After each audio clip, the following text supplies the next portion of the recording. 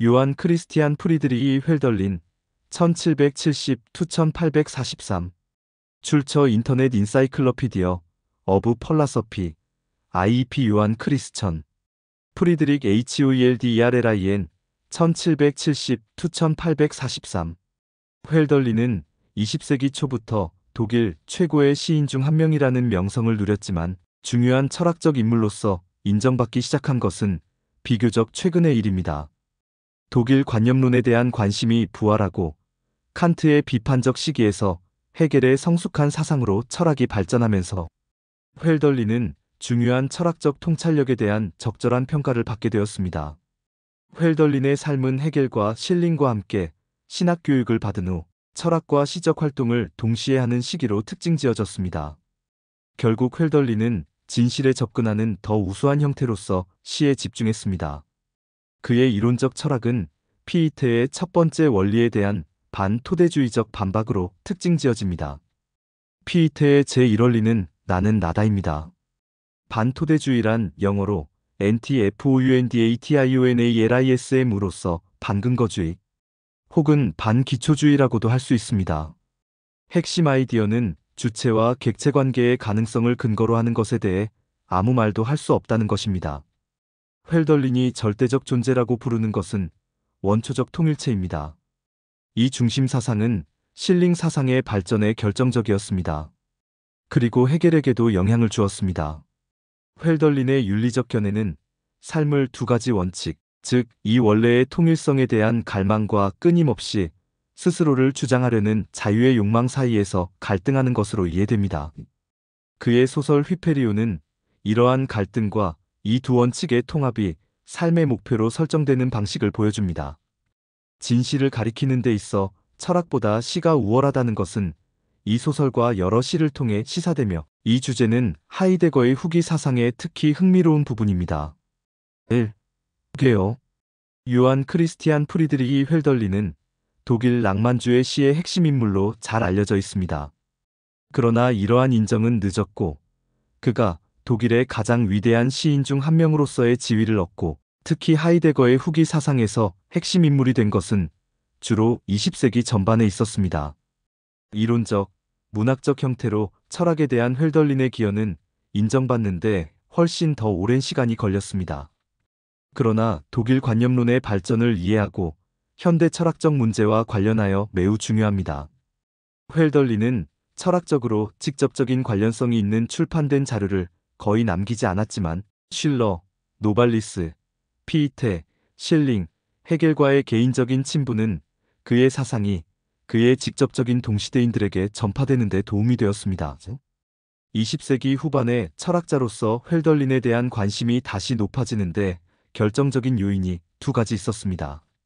한편 칸트에서 헤겔로의 전환을 나타내는 철학 분야에서는 디터 헬리히와 만프레트 프랑크, 즉 디터 헬릭 언드 맨프리드 프랭크와 같은 철학자들을 통해 눈에 띄는 학문적 성장이 있었습니다. 다른 한편 1961년에 짧은 철학 텍스트가 등장했는데 이는 처음으로 훻덜린 사상의 핵심 중심 교리를 간결한 형태로 제시했습니다. 이 텍스트는 판단과 존재, 즉 독일어로 URTEIL 언드 SEYN이라고 합니다. 이 생애와 철학적 배경. 훻덜린은 1770년 독일 남서부 슈바벤에서 태어났습니다. 그는 신학을 공부했고 원래는 루터교에서 일할 운명이었습니다. 그의 공부는 결국 그를 18세의 나이에 유명한 튜빙겐 신학교로 데려갔고 그곳에서 그는 헤겔과 그의 옛 학교 친구 실링과 같이 공부했습니다. 훻덜린은 피이테가 라이놀트로부터 철학 교수직을 넘겨받은 후인 1794년에 예나로 왔습니다. 그 기간 동안 훻덜린은 많은 독일 지식인들에게 미래에 대한 희망의 원천으로 여겨졌던 프랑스 혁명의 확고한 지지자였습니다. 신학교를 졸업한 후 훻덜린은 프랑크푸르트로 가서 당시 부유한 은행 가문의 개인 교사가 되어서 제자들의 어머니인 수세테 곤타르트와 열렬히 사랑에 빠졌습니다. 그녀는 그의 소설 휘페리온의 디오티마의 영감이 되었습니다. 주세테와의 불가능한 관계가 끝난 것으로 인한 감정적 격변은 그의 건강에 해로운 영향을 미쳤습니다. 1800년 철학에 대한 환멸로 인해 학계에 취직하려는 계획을 포기한 후 그는 스위스에서 1년을 보내며 회복하고 남은 인생을 시를 쓰는 데 바치기로 결심했습니다. 하지만 1802년 주세태의 죽음에 대한 소식이 그를 거의 정신 이상으로 몰았습니다. 치료를 통해 그는 1807년 정신이 나갔을 때까지 홈부르크에서 사서로 일하면서 간헐적으로 글을 쓸 수 있었습니다. 1805년 그는 친구인 아이작 폰 싱클레어가 이끄는 자코뱅파 무장 세력에 속해 비르텐베르크 선제우에 대한 음모에 가담했습니다.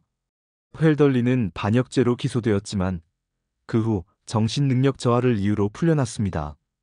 그는 튜빙겐으로 이송되어 1843년 사망할 때까지 그곳에서 살았습니다. 튜빙겐에서 어떤 형태의 시적 산물이 계속되었지만 이 후기 시들은 회 정신질환으로 인해 상당히 두드러집니다. 결국 회 평생 정신병에 걸려 탑에 갇혀 삶을 마치게 됩니다. 회 원래 철학적 사상은 예나로 이사하기 전에 나타났습니다. 철학적 관심을 끌었던 주요 시적 작품인 휘페리온 독일어로는 하이피리언 은 1792년 튜빙겐에서 시작되었고 슐러가 출판한 잡지 탈리아의 단편이 발표된 후 전체 작품은 나중에 예나에서 2권으로 출판되었습니다. 그러나 회 철학적 사상이 결정적인 형태를 갖춘 것은 예나에서였는데 부분적으로는 활기찬 지적 분위기의 결과였습니다. 당시 예나는 피이테가 교수로 있으면서 독일 정신을 고취한 젊은이들의 성지와 같았습니다. 피이테의 지식학 즉 독일어로 WISSENSCHAFTSLEHR이가 당시 붐을 이룬 철학이었습니다. 회 철학적 사상에 대한 철학적 배경은 1780년대 후반과 1790년대 초반에 칸트의 철학에 대한 라인홀트의 강의와 출판으로 거슬러 올라갈 수 있습니다. 당시 칸트 비판 사상의 주요 해설자 중 한 명이었던 라인홀트는 칸트의 비판 철학을 다시 정립하는 철학 체계를 개발했습니다. 그러한 근거로 칸트의 체계를 뒷받침해야 할 원리 즉 첫 번째 원리를 찾는 것이었습니다. 라인홀트는 이를 의식이라고 했습니다. 이처럼 칸트의 비판 철학을 분해하여 하나의 원리 혹은 문장으로 재구성하려는 시도를 기초주의 즉 FOUNDATIONALISM이라고 합니다. 여기에는 라인하르트와 피이테가 속합니다. 회 판단과 존재 논문은 이런 기초주의에 반대합니다. 그래서 위에서 이를 반기초주의라고 불렀습니다. 이러한 반기초주의 노선은 1790년대 중반에 피이테의 철학을 거부한 회 노선이 되었지만 회 이 기간 동안 발전시킨 철학적 사상은 다른 관심사에 의해 동기가 부여되기도 했습니다. 이를 이해하려면 도덕 철학으로 돌아가야 합니다. 칸트의 윤리는 당시 많은 작가들에게 깊은 영향을 미쳤으며 슐러의 반응은 특히 중요합니다. 1793년에 슐러는 칸트의 의무윤리에 대한 열정을 보이며 일부 칸트의 진술이 강력하게 암시하는 엄격주의의 의문을 제기했습니다. 칸트에 의하면 도덕성은 이성을 따르는 것이고 감성이나 기분을 따르는 행위는 설령 그것이 칭찬을 받을지라도 도덕성은 없다고 합니다. 하여간 타고난 습성은 선하지도 악하지도 않다는 것이 칸트의 실천 철학의 요지입니다. 따라서 칸트는 성향에 따라 의무를 다하는 행위자, 즉 천성적으로 착한 일을 하는 자보다 마지못해서 의무를 다하는 행위자를 선호하는 듯하다는 슐러의 유명한 농담이 있습니다. 예를 들어 습관적으로 사무실을 청소하는 사람보다는 억지로 청소를 하는 사람이 더 도덕적이라는 것이 칸트의 주장이고 이를 놀리는 것이 슐러의 생각입니다. 이런 식으로 이성과 감성의 조화를 주장하는 것이 슐러 미학의 기본 원리입니다. 회 그의 고향 선배인 슐러의 사상에 동의합니다. 3. 통일과 자유. 사실 회 인간 삶의 이 두 가지 측면, 즉 모든 것을 욕망하고 모든 것을 복종시키는 인간의 위험한 측면, 즉 자유와 인간이 이룰 수 있는 가장 아름다운 상태, 즉 통일, 즉 자유와 통일 이 두 가지가 인간 조건의 본질을 나타낸다고 봅니다. 이를 달리 말하면 윤리와 미학의 대조라고 할 수 있습니다. 이러한 양극성을 염두에 두고 우리는 이제 피이테, FICHT가 철학의 기초 원리를 찾으려는 시도를 둘러싼 이론적 논쟁에 대한 헐덜린의 기여를 알 수 있습니다. 피이테는 철학을 자아와 비아의 관계에 근거하도록 제안했습니다. 1961년에 처음 출판된 헐덜린의 짧은 원고인 판단과 존재에 관하여 에서 헐덜린은 자아가 항상 판단 대상과의 관계에서 정의되기 때문에 주관성이 철학의 첫 번째 원리를 제공할 수 없다고 지적합니다.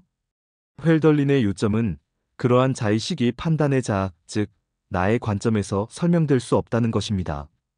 따라서 나의 반성적 자기의식의 근거는 주체 즉 나와 이것이 전제하는 대상 사이의 구분을 넘어서 찾아야 합니다.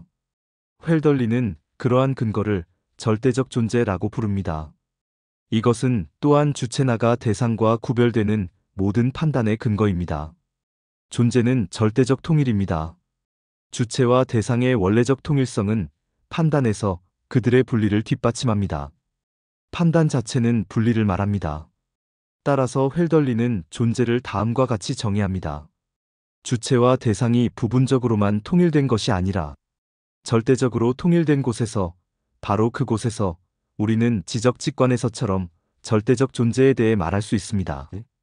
지적직관은 우리의 사고가 바로 물체로 드러나는 그런 직관입니다.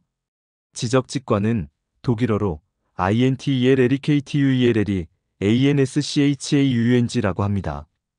헐덜린의 생각은 주관과 객관의 절대적인 통일은 존재라고 불리어지고 이는 경험적 직관이 아니라 지적 직관에서만 비로소 포착이 된다는 것입니다.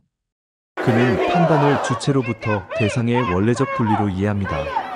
판단은 가장 높고 엄격한 의미에서 지적 직관에서 가장 친밀하게 통일된 주체와 대상의 원래적 분리이며 대상과 주체를 처음으로 가능하게 만든 바로 그 분리입니다.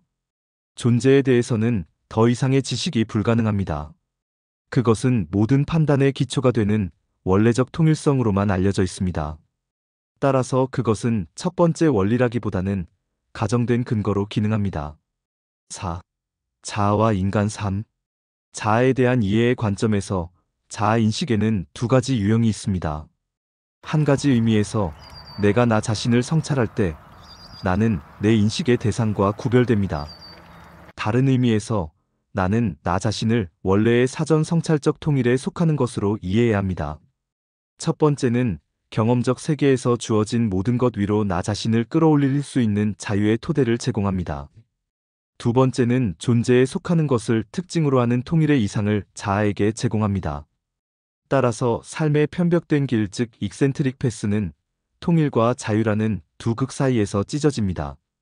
후자는 우리를 원래의 통일에서 벗어나게 하지만 그 안에 근거를 둡니다.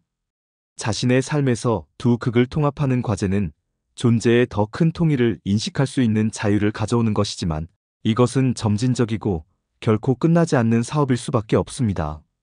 소설 휘페리온은 편벽된 길의 양극성을 다루는 다양한 실용적인 접근 방식을 제시합니다.